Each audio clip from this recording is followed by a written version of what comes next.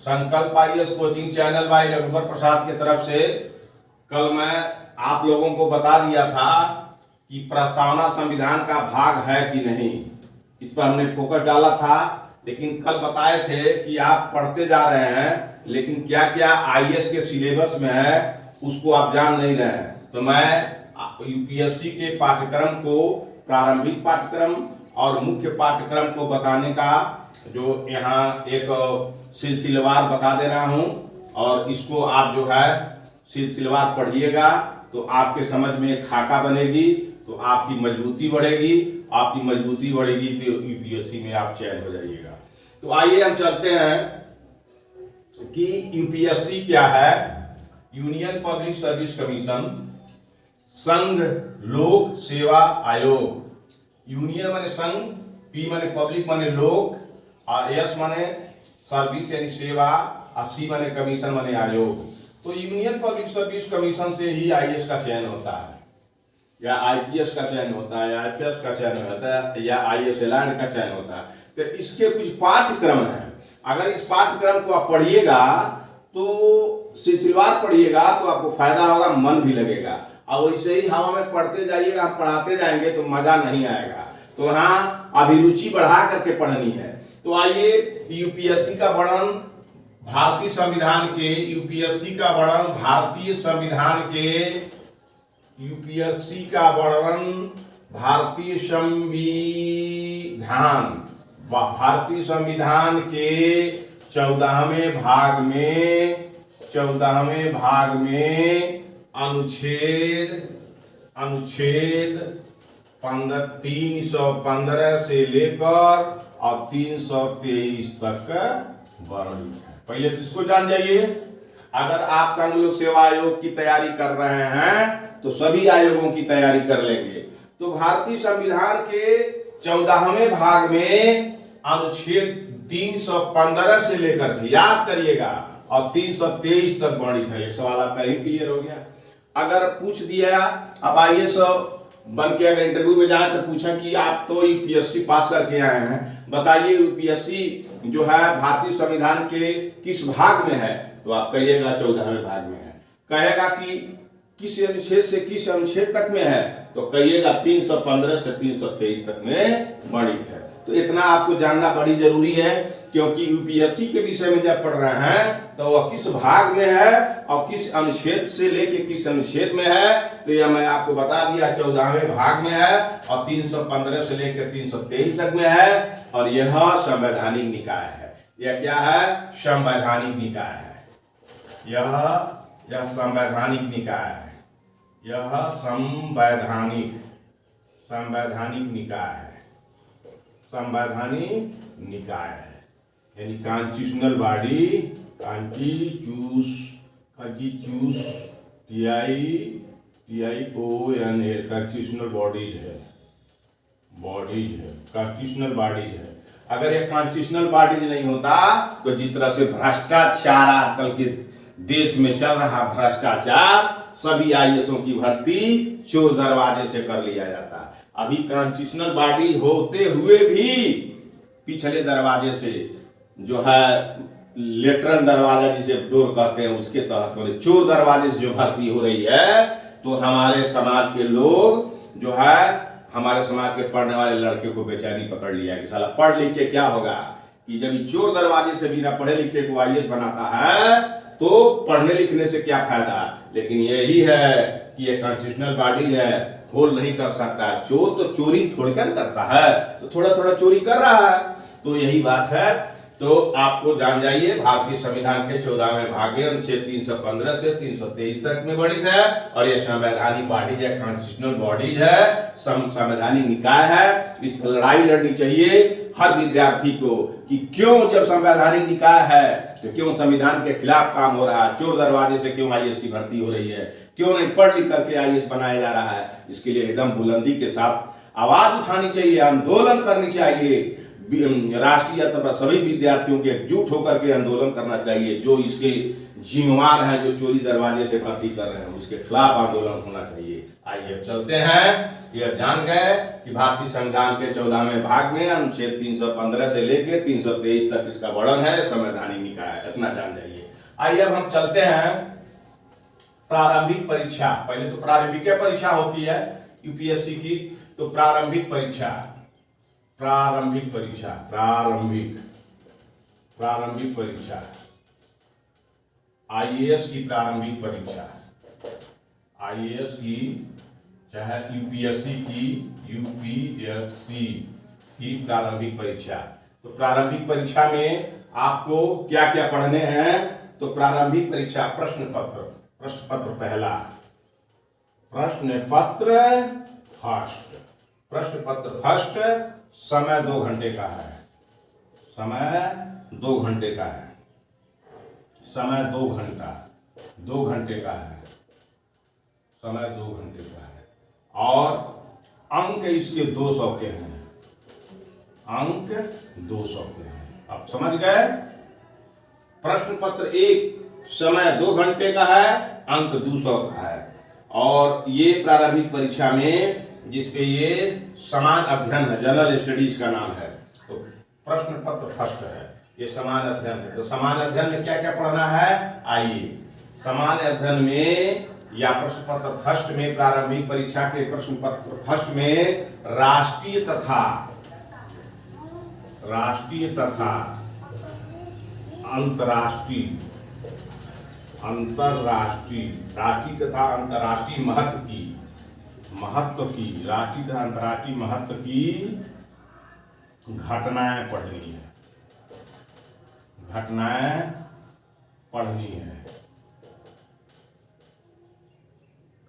पढ़नी है, एक पाठ्यक्रम ये हो गया। दूसरा पाठ्यक्रम क्या पढ़नी है? भारत का इतिहास, पढ़नी है।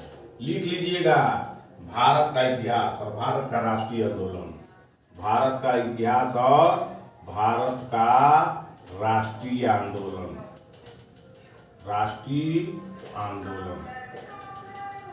भारत का इतिहास और भारत का राष्ट्रीय आंदोलन पढ़नी है। तीसरा क्या है? भारत और विश्व का भूगोल, भारत एवं विश्व का भूगोल, भारत एवं विश्व का भूगोल, भारत एवं विश्व का भूगोल, भारत एवं विश्व की प्राकृतिक, भारत एवं विश्व की, भारत एवं विश्व की प्राकृतिक, भारत एवं विश्व की प्राकृतिक,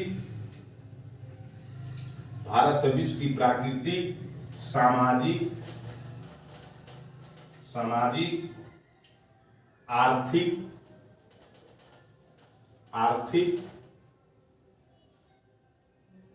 आर्थिक भूगोल।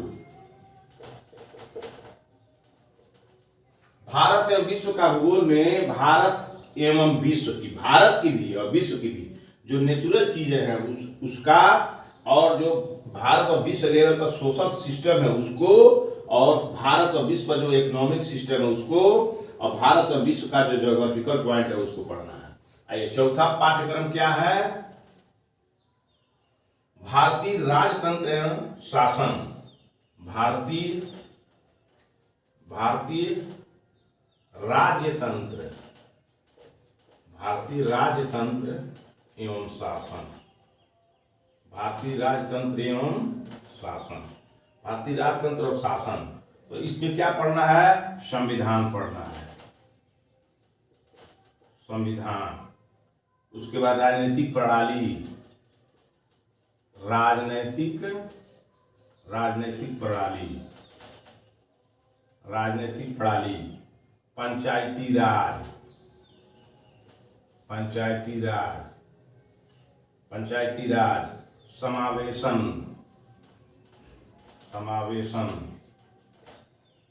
समावेशन, जनसांख्यिकी,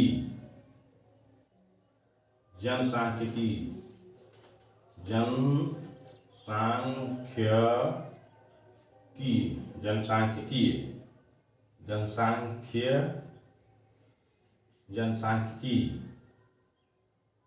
सामाजिक क्षेत्र में सामाजिक क्षेत्र समावेशन सामाजिक क्षेत्र में की गई पहल, सामाजिक क्षेत्र में की गई पहल, सामाजिक क्षेत्र में की गई पहल, इतना चीज पढ़ना है चौथे पाठ्यक्रम में। भारत का राजतंत्र, भारत का कृषि कैसे चलती है और भारत में शासन कैसे किया जाता है, तो भारत में राजतंत्र और शासन के संबंध से संबंधित संविधान को पढ़ना है, और राजनीतिक पॉलिटिकल सिस्टम क्या है इसको पढ़ना है, और जो है आर्बिट्रेशन स्टेट पढ़ना है, और सोशल ये और समावेशन पढ़ना है, और एस्थेटिक पढ़ना है, और सामाजिक जो क्षेत्र हैं भारत के पूरे समाज में क्या पहल की गई है आज तक स्वतंत्रता के बाद से लेके आज तक, उसको पढ़ना है। तो ये चार आपको पाठ्यक्रम हो गए। आइए पांचवा पाठ्यक्रम बताते हैं, लिखते जाइएगा, लिखिएगा तो आपको ठीक रहेगा कि हमको यही पढ़ना है, ये पाठ्यक्रम बता रहे हैं, तब पढ़ाने में आपको जब हम पढ़ाएंगे तो आपको बहुत मजा आएगा। तो आइए पांचवा पाठ्यक्रम क्या है।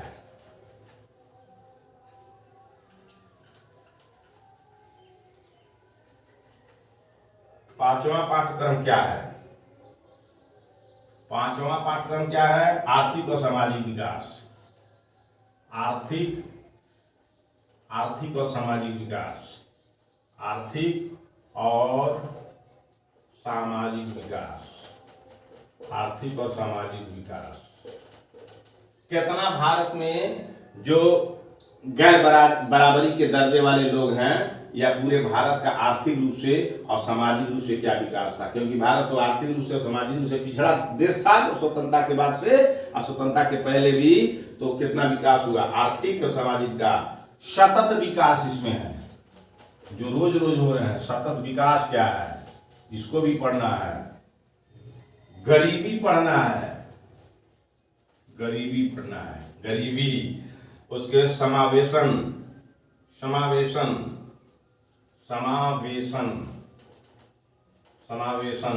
क्या क्या चीजें भारत के सिस्टम में प्रवेश कराया जा रहा है और समावेशन है। जनसांख्यिकी,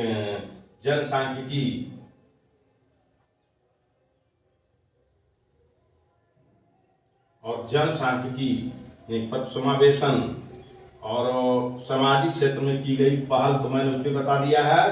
तो ये आपको आर्थिक और सामाजिक विकास में समावेशन के साथ साथ जो है ये आर्थिक और सामाजिक विकास में सतत विकास और गरीबी और समावेशन मुख्य रूप से पढ़ने हैं। और छठा है पर्यावरणीय पारिस्थितिकी जैव, पर्यावरणीय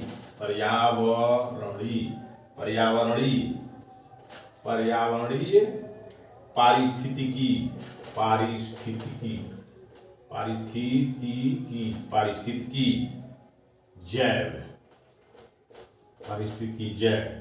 तो ये पर्यावरण पारिस्थितिकी जो है, पर्यावरण पारिस्थितिकी में जैव जीव क्या है, कैसे है, इसमें अब क्या पढ़ना है? विविधता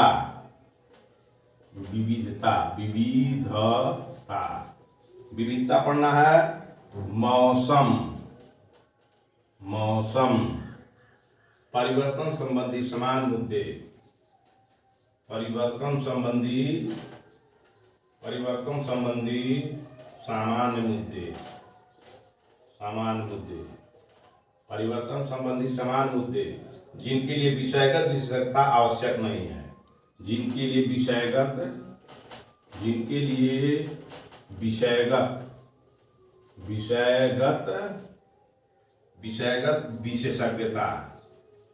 विशेषज्ञता आवश्यक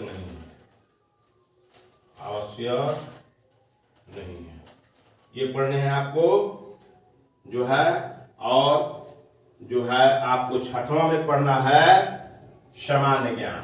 तो पढ़ लिए पर्यावरणीय पारिस्थितिकी जैव, उसमें डाइवर्सिटी पढ़ना है, और वेदर पढ़ना है, चेंजिंग पढ़ना है, और जनरल जो है इश्यूज पढ़ने हैं। अभी समाज में बहुत जनरल इशू आ रहे हैं, जैसे अभी मंदिर, मस्जिद, ये क्या है, जनरल इश्यूज हैं।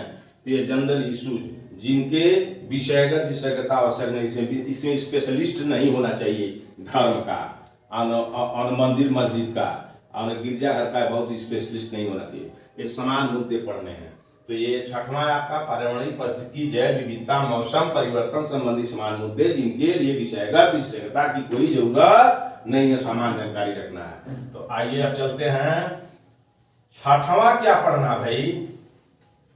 छठवां पढ़ना है सामान्य ज्ञान। सामान्य ज्ञान सामान्य ज्ञान पढ़ना है। तो सामान्य ज्ञान में सब विषय पढ़ने हैं। सामान्य ज्ञान में सब विषय पढ़ने हैं। ये 6 पाठ्यक्रम प्रारंभिक परीक्षा के जनरल स्टडी में पढ़ने हैं। आइए अपने दिमाग में खाका बना लीजिएगा। तो सामान्य ज्ञान की कॉपी बना लीजिए, 6 तो कॉपी बना लीजिए और 6 कॉपी में अपना लिखते पढ़ते रहिए। जितना पढ़ लिख लें आपकी क्षमता के ऊपर है। अब आइए प्रश्न पत्र दूसरा। प्रारंभिक परीक्षा के प्रश्न पत्र दूसरा। प्रारंभिक परीक्षा के प्रश्न पत्र दूसरा। प्रश्न पत्र सेकंड है। यह भी 200 अंक का है। ये भी 200 अंक का है। और समय भी 2 घंटा है। समय भी 2 घंटा है। तो जिस तरह से प्रश्न पत्र फर्स्ट में समय 2 घंटा और अंक 200, उसी तरह प्रारंभिक परीक्षा के प्रश्न पत्र द्वितीय में भी समय जो 2 घंटा और अंक 200 अंक है। अब आइए क्या पढ़ना है। पहला बोधगम्यता। क्या पढ़ना है, बोधगम्यता। कितनी बुद्धि आपके पास है, यही बोधगम्यता है। दूसरा है संचार कौशल सहित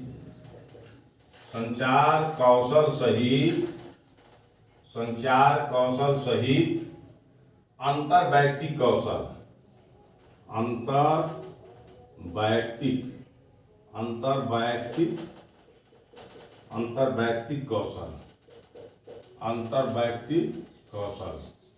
और तीसरा पाठ्यक्रम है द्वितीय पेपर का, जिसे सी सेट कहा जाता है। सी सेट तो तार्किक कौशल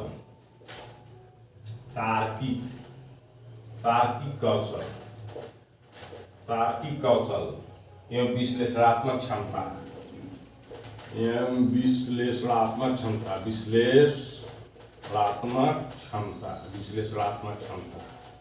तो तार्किक कौशल, तर्क के आधार पर सवाल दिए जाएंगे, तार्किक आधार पर आपको सवाल को सॉल्व करना है। या कोई विश्लेषण करना, कोई सवाल दे दिए जाएंगे, उसमें से विश्लेषण करके एनालिसिस करके निकालना है। चौथा है निर्णय लेना और समस्या समाधान। निर्णय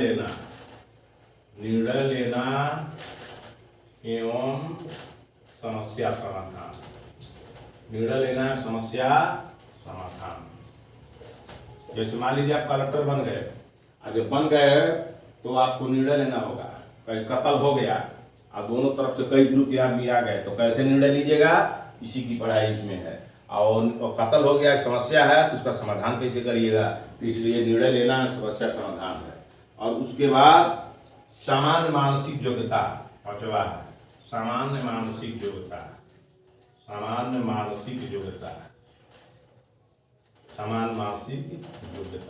आपके दिमाग में कितनी क्षमता है किसी भी चीज को परखने की, समझने की, बुझने की, यह सामान्य मानसिक योग्यता है। और उसके बाद छठवां है सेकंड पेपर का, लिख लीजिएगा, इसी के आधार पर कॉपी बना के पढ़िएगा। उसके बाद जो है छठवां है आधारभूत संख्यन।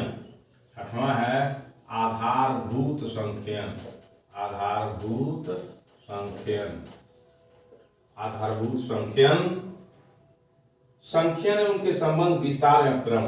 संख्यन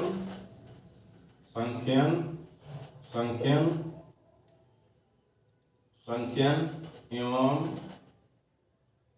उनके संबंध विस्तार, विस्तार, विस्तार क्रम आदि, विस्तार क्रम आदि, क्रम आदि, क्रम आदि। और उसके बाद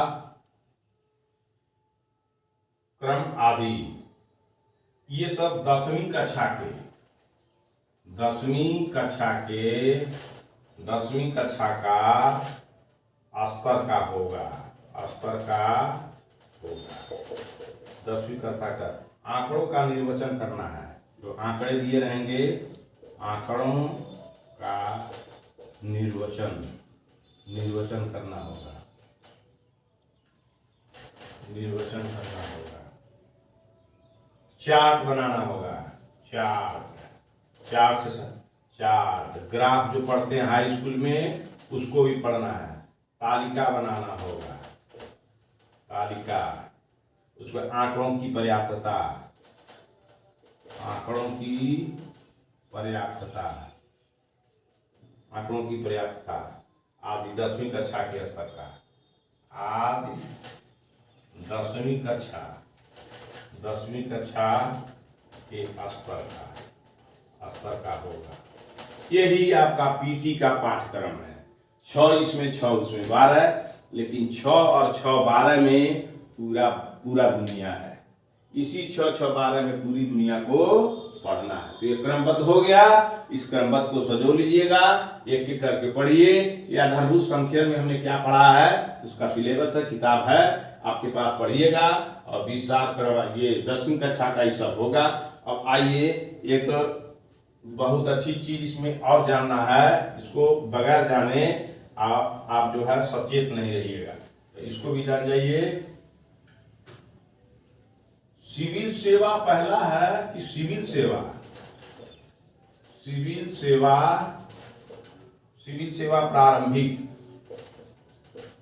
सिविल सेवा प्रारंभिक परीक्षा का पेपर, परीक्षा का पेपर, सिविल सेवा प्रारंभिक परीक्षा का पेपर सेकेंड जो है अहरक पेपर होगा, अहरक पेपर होगा, अहरक पेपर होगा, अहरक पेपर होगा, जिसके लिए न्यूनतम अंक 33% है, जिसके लिए न्यूनतम, जिसके लिए न्यूनतम अंक 33% होगा, 33% होगा। दूसरा है प्रश्न बहुकल्पी वस्तुनिष्ठ प्रकार के होंगे, प्रश्न बहुकल्पी, बहुकल्पी, प्रश्न बहुकल्पी वस्तुनिष्ठ प्रकार के होंगे, वस्तुनिष्ठ, वस्तुनिष्ठ प्रकार के होंगे, प्रकार के होंगे, वस्तुनिष्ठ प्रकार के होंगे।